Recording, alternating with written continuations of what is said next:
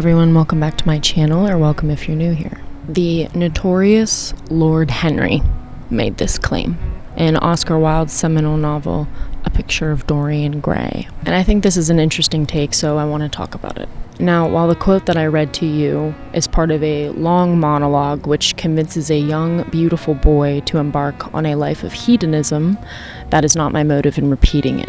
What I want to explore is why appearances matter. I want to remind people why self-expression matters and why achieving beauty within our own individual forms of expression ought to be a primary goal in our lives. I say wave your flag proudly, know your subject, know yourself.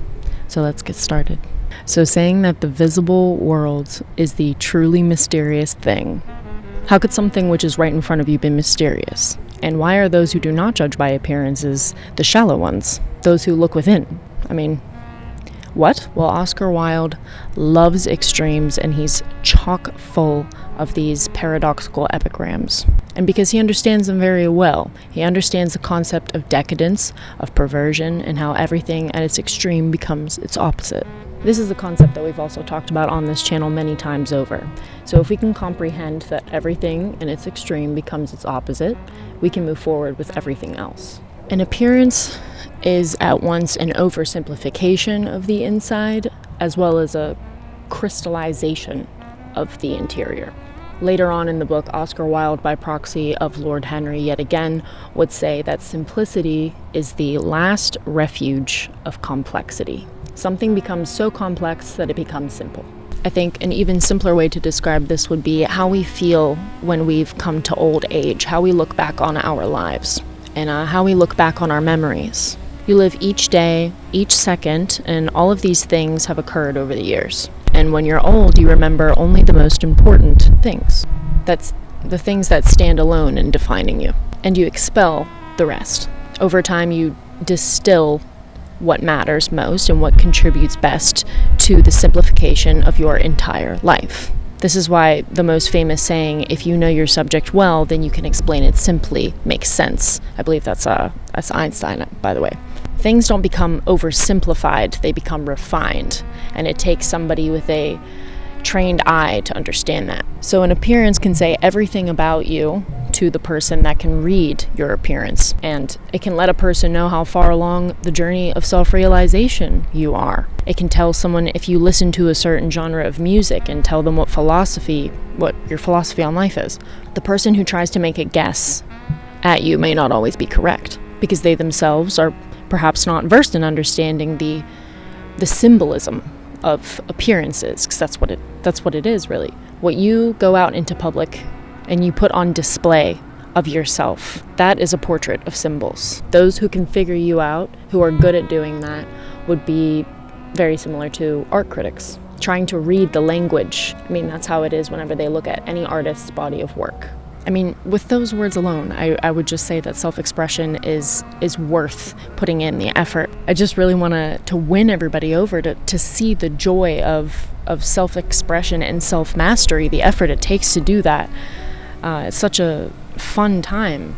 You have fun with yourself. You have fun with so little.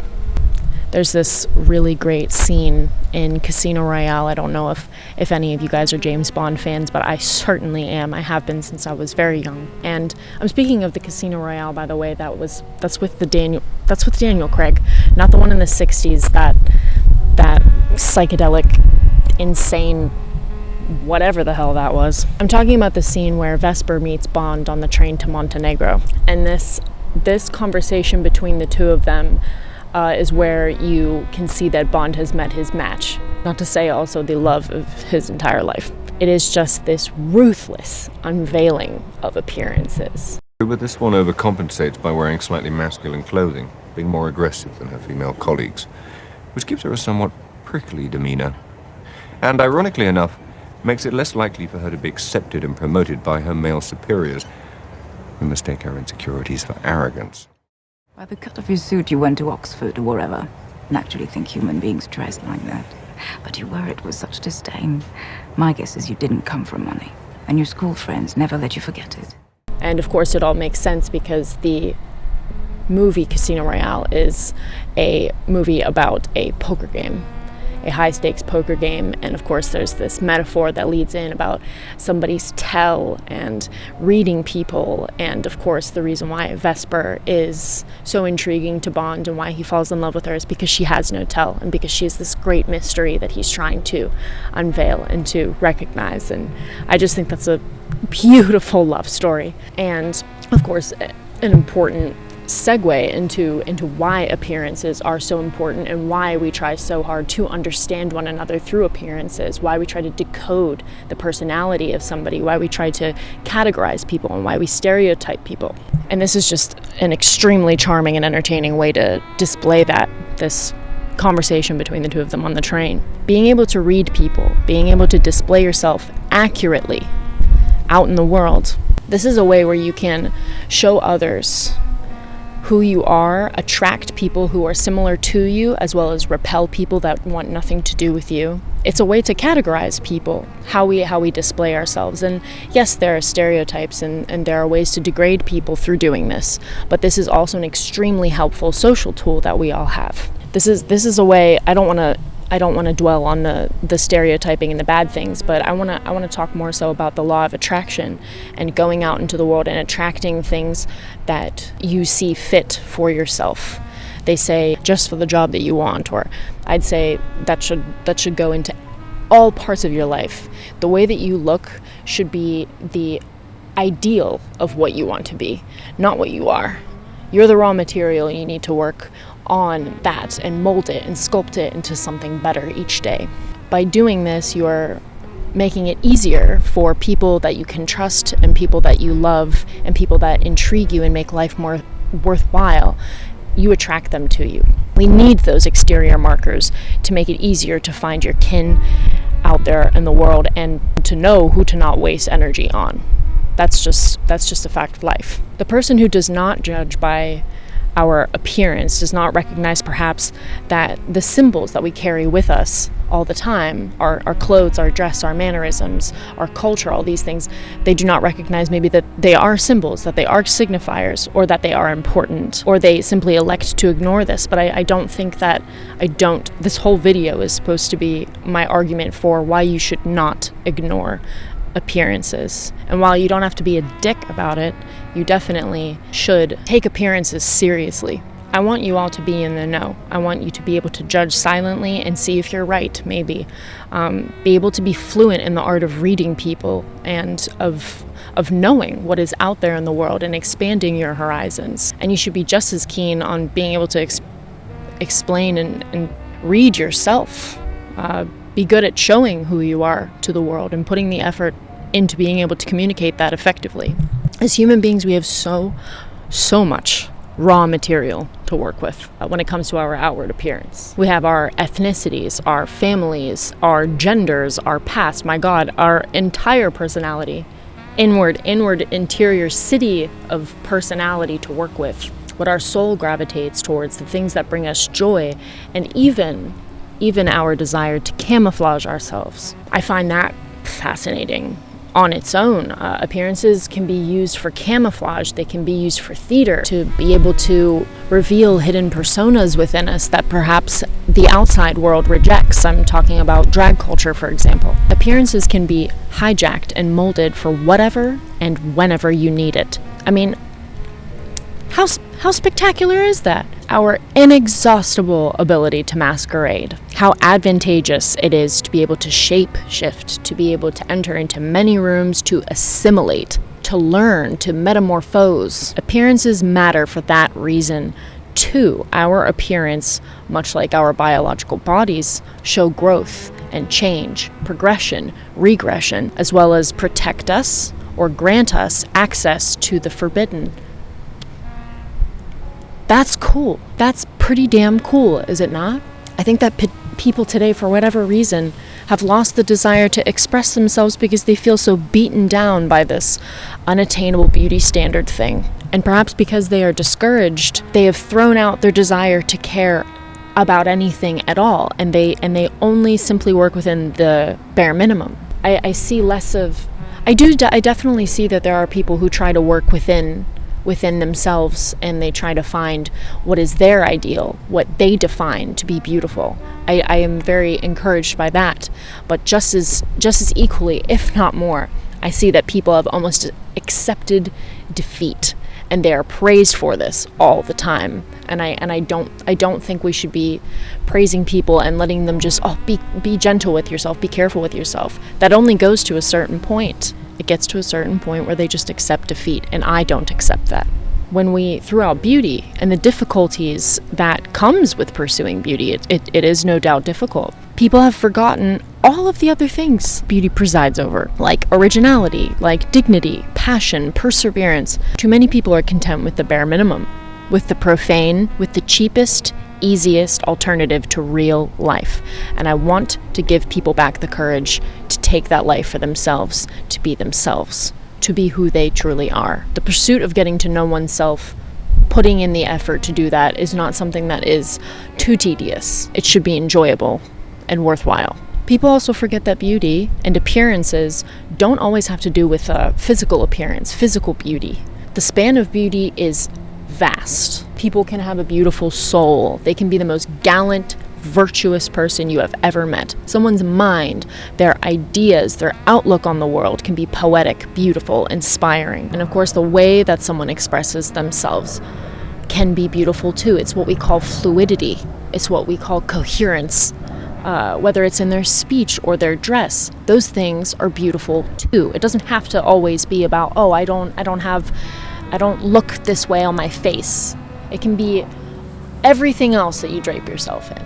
Everything else, your facade, your persona, this visual mirage, so to speak. That's half the fun of learning how you can change what was given to you that you may not like.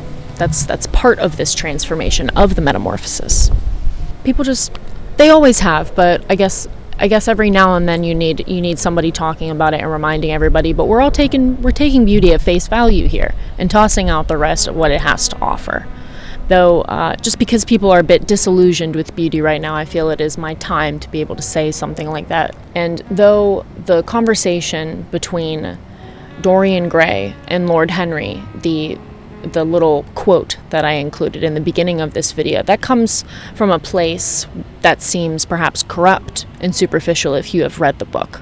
But that even couldn't be further from the truth. And I think that is a grave mistake for people to think that beauty is corrupt or superficial. It certainly can, but it doesn't have to be. And we don't need to look at it like that is its nature. But I'll tell you, no empirical philosopher, no ancient philosopher would ever tell you that beauty comes from an evil, dark place. They'd say it comes from the opposite, that it comes from an ultimate good. Just think that's pretty damn cool. Why, The reverence for aesthetics and for beauty, to which a book like that, like a book like Dorian Gray, a picture of Dorian Gray, owes its origin.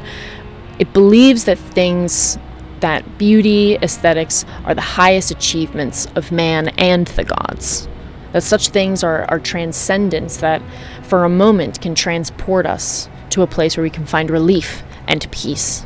Appearances matter because giving a shit matters. An appearance is not only distinguishing yourself from others, but calling those of your kind towards you.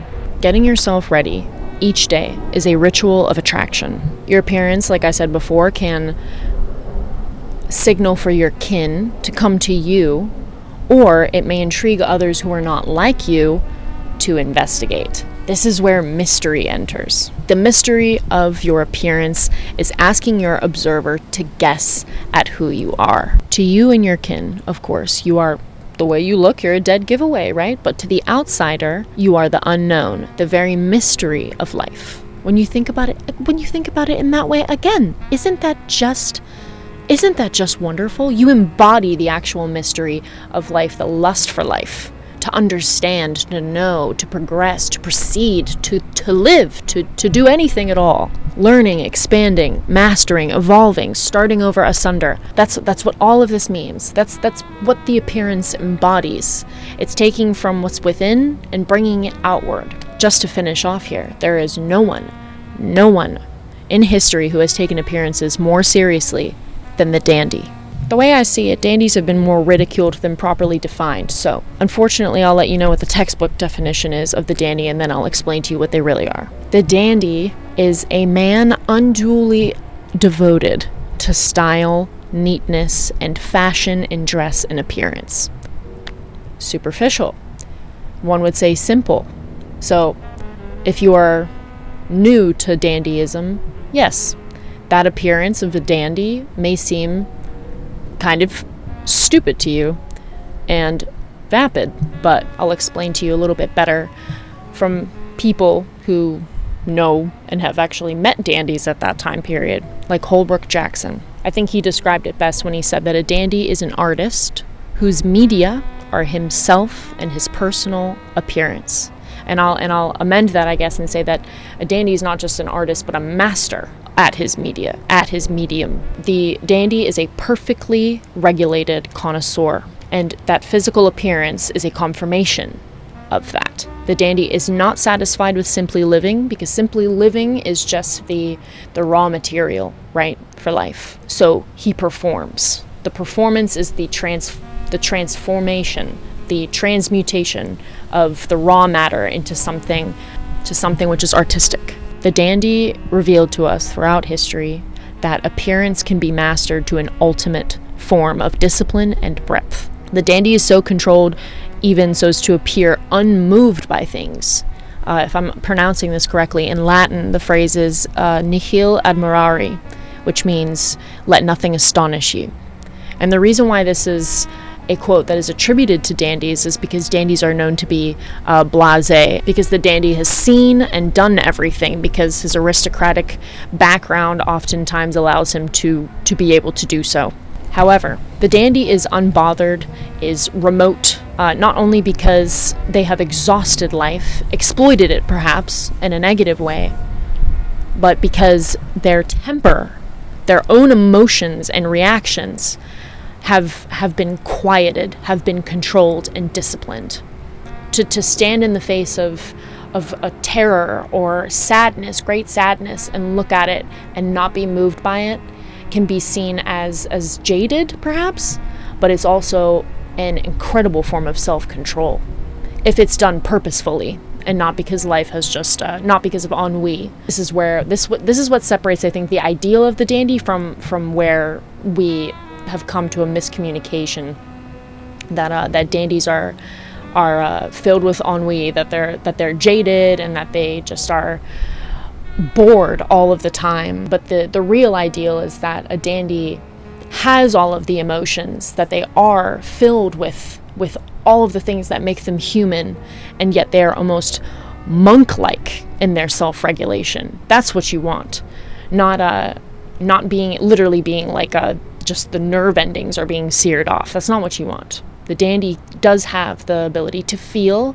but they know how to control it. Their dress, their activities that they participate in reflect a kind of polished wisdom. Their appearance is a reflection of thousands of past lives distilled into symbols which ring clear as a bell.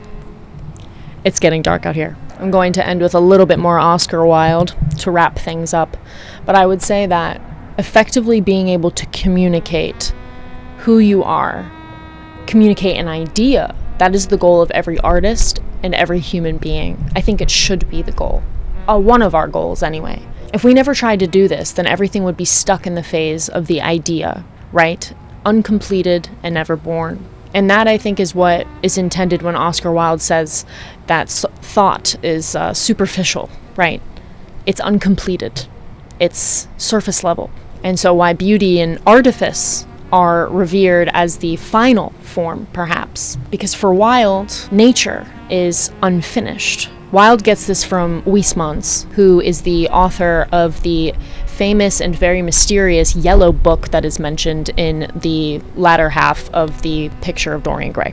The book that he is referring to is A Rebois, which is against nature. Definitely worth a read. Huysmans states through his protagonist Des Essence that artifice is the distinctive mark of human genius. Oscar Wilde's words, I think, encourage us to try harder, to see what we can create with the raw material of ourselves, of what nature has given us. Maybe it is wrong to say that nature is unfinished. And maybe Oscar Wilde did intend to be offensive towards nature, or meant to just be provocative in general, but provocative or not, I choose to perceive that Mother Nature is providing us with everything that we need. The raw material, yes, and human ingenuity does the rest. And I think both humans and Mother Nature can participate equally and in a dignified way, looking at it that way. What we are given in this world is the bare minimum. We have skin, eyes, limbs, hair, orifices, and they're waiting to be adorned, to be given meaning and function, to be transfigured, to be changed. It's getting dark, but it's a Halloween video, so it's fine. That's all I have to say for today. I hope you guys enjoyed this video. I hope you guys enjoyed this lovely view. Please, of course, let me know what you thought about what I had to say today in the comments. Please do not forget to like and subscribe. And please be careful going out, enjoying all of your Halloween festivities. Dress up, put effort into your costumes, put effort into life. Or I hope at least that you did after this video has been posted. And I will see you guys next week. It was lovely talking to all of you.